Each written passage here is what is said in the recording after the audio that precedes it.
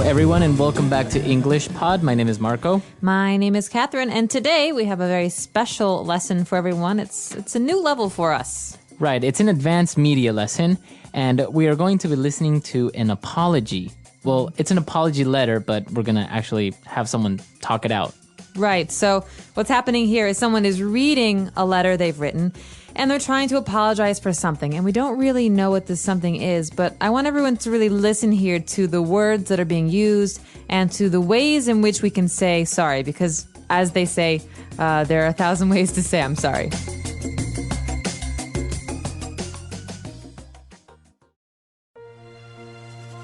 Dear Mary, I come here today in this way because I need to apologize to you. I failed you. Although I did not lie to you in words, I lied to you with faces that did not belong to me. I never meant to ruin the friendship that meant the world to me. You mean the world to me, and now I come to you asking for forgiveness. If in your heart you find you can't, then I will understand and learn from this experience. You came into my life at a time when I needed you the most.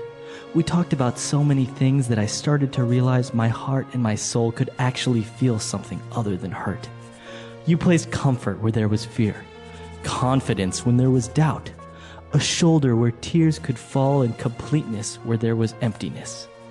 I wanted to hold on to this so badly that I did whatever it took for you to notice. What I didn't realize was that I could lose my entire being, all of who I was and all of that I had placed in you. I wanted to be the one who would be there when you needed to talk. I wanted to be the comfort for your soul when the world was too much to handle. I wanted to be strong for you when everything else seemed impossible. I wanted to love you in only the way you deserved to be loved, never realizing that I was destroying myself and you. Somehow I needed you to be a part of my life. The only problem was that I was willing to jeopardize everything to get that done. All the things that I told you about how I felt and how you make me feel were true. Nothing else mattered to me except hearing the laughter in your voice when you were happy. You made my days easy to get through and my nights peaceful. You helped me look forward to another day. Even though distance separated us, just being was enough. I'm sorry for hurting you, and if I had to do it all over again, I would have been 100% with you. Forgive me, please.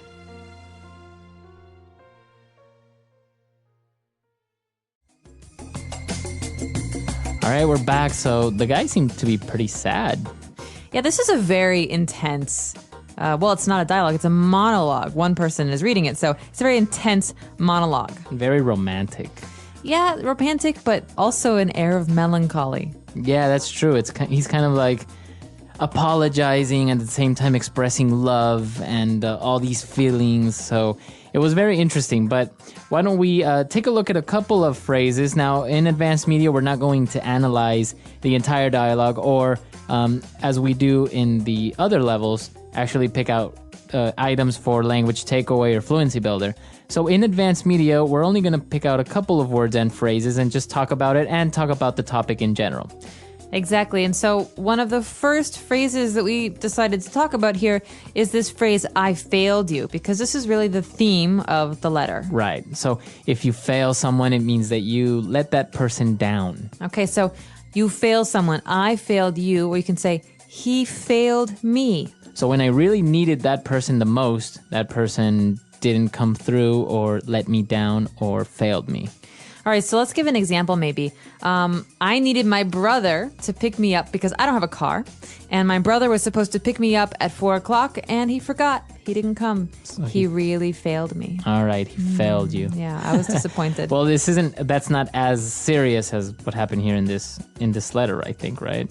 I think so, but we can talk about what did happen. I think I have a theory, and I know you have a theory, so we can talk about that in a minute. But before that, we have some other phrases about forgiveness and disappointment. Right. Well, he also said, you mean the world to me, and now I come to you asking for forgiveness.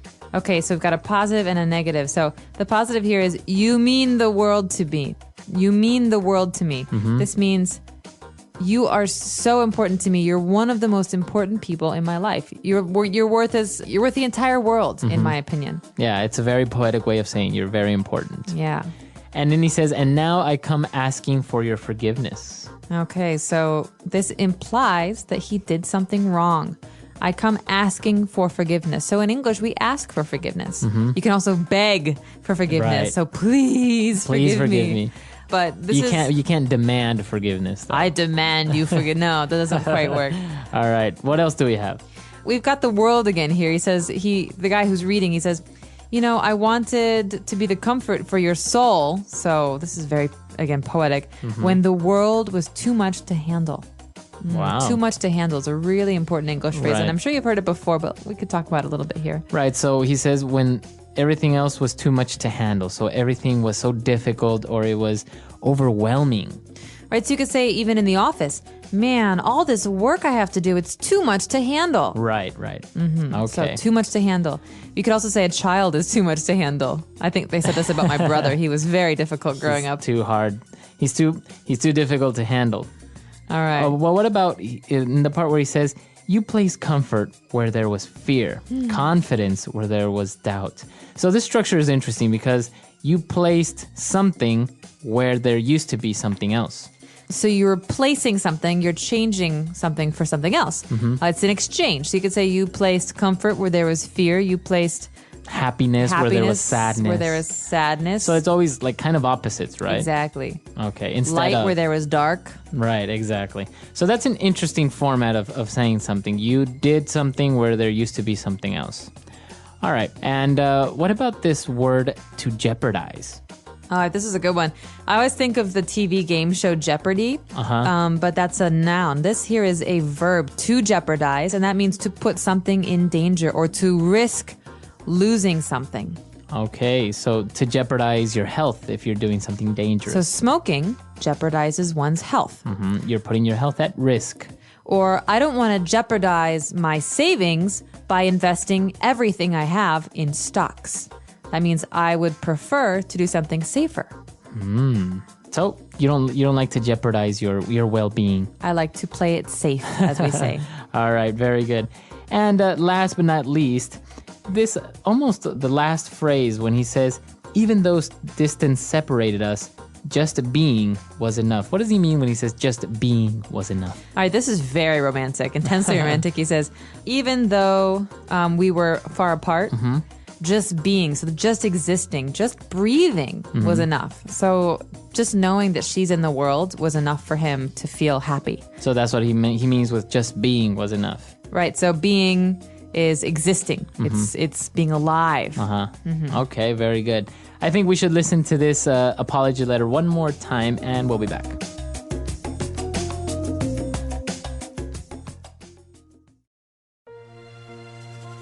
Dear Mary, I come here today in this way because I need to apologize to you. I failed you. Although I did not lie to you in words, I lied to you with faces that did not belong to me. I never meant to ruin the friendship that meant the world to me. You mean the world to me, and now I come to you asking for forgiveness. If in your heart you find you can't, then I will understand and learn from this experience. You came into my life at a time when I needed you the most. We talked about so many things that I started to realize my heart and my soul could actually feel something other than hurt. You placed comfort where there was fear, confidence when there was doubt, a shoulder where tears could fall, and completeness where there was emptiness. I wanted to hold on to this so badly that I did whatever it took for you to notice. What I didn't realize was that I could lose my entire being, all of who I was and all of that I had placed in you. I wanted to be the one who would be there when you needed to talk. I wanted to be the comfort for your soul when the world was too much to handle. I wanted to be strong for you when everything else seemed impossible. I wanted to love you in only the way you deserve to be loved, never realizing that I was destroying myself and you. Somehow I needed you to be a part of my life. The only problem was that I was willing to jeopardize everything to get that done. All the things that I told you about how I felt and how you make me feel were true. Nothing else mattered to me except hearing the laughter in your voice when you were happy. You made my days easy to get through and my nights peaceful. You helped me look forward to another day. Even though distance separated us, just being was enough. I'm sorry for hurting you. And if I had to do it all over again, I would have been 100% with you. Forgive me, please.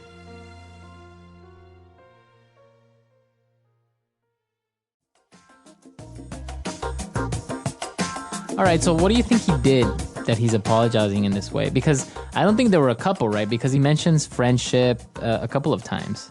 Yes, with a but. You don't write a letter like this to someone who you want to stay friends with. You write a letter to someone who you have some kind of romantic or intense feeling for, right? So to me, this seems like a letter that was written to someone who was a great friend, and he's afraid of losing that because he cares even more for her. Right. But yeah, I guess, but do you think he's confessing his love in a certain way here? I think in some ways he's confessing a love. You can love your friends, that's okay. But more than that, he's apologizing for something that he thinks has completely destroyed their friendship. And that is where I'm very confused because I have no idea what he did. Well, maybe he did something that let her down. Maybe he became jealous of her new boyfriend or something like that. Yeah, or maybe it's something catty, like he was supposed to do something with her and ended up doing something with other people and left her out or embarrassed her in front of people. It's hard to say. Have you ever written an apology letter? Yeah, I Yeah? have. I've written a few apology letters. I have a very strong sense of guilt. I was raised Catholic. It happens. So an apology letter, do you usually plan out what you want to say, or you just splurge your feelings onto the paper? Well, you know me. My personality is very planned and organized. And so normally I have points. So I say, if this is the problem, there's 3 parts. I have an answer for each part. And the very end, I have the heartfelt apology. Oh, wow. It's like an essay. I guess it's a little bit more organized. If I were to write something like this, I would just start writing and whatever comes out. So it would probably make less sense than your letter. Well, I just try to stay on focus, stay on point, and address the matter at hand. Because otherwise, then you get into other stuff and you can make people more angry. Right. But it is really important to write an apology letter. Now, some of the words and phrases and the vocabulary used here can be used in circumstances that are not only romantic, right? You can be used in a professional way as well, right? That's true. In a professional sense, you want to be careful not to get too personal. So Right. in a professional sense, it's good to say that, you're sorry for any mix-ups or for misunderstandings, but in the future you will try to make things better, Right. Or improve. But in friendships and in families and in romantic relationships, apology letters are very, very important because I'm a big believer in mending bridges. I know a lot of people who we say in English, to burn a bridge, that means to destroy a relationship and never go back. But I like to mend bridges to make sure that people who I was friends with don't, if we have a fight, don't just hate me forever. Right. That even if there's a disagreement, that they understand my perspective or that I understand theirs. Yeah, that's true. I think that's important. What about apology emails? Do you agree with those? I think that they are a necessity of the 21st century. I mean, I live far away from most of my friends and family, and so it's Right. important for me to be able to communicate in any way. But, and sometimes, I'm very shy with some people, so sometimes it's hard for me to talk on the phone because I get stuck and then I can't think of what I wanted to say. And so if a letter helps in that way to get you past your fear or your anxiety, then by all means, an email is just as much. I actually a good way. received a handwritten letter through an email. How did that happen? So the person... They scanned it. They scanned the letter. Oh, wow. So it was still it still had a very intimate and personal sense. But obviously, since the mail takes so long and everything, they just scanned it and then they sent it to my email. Well, that's nice. So I think that's a good idea. Maybe It is. you could try that one. I'll try that one.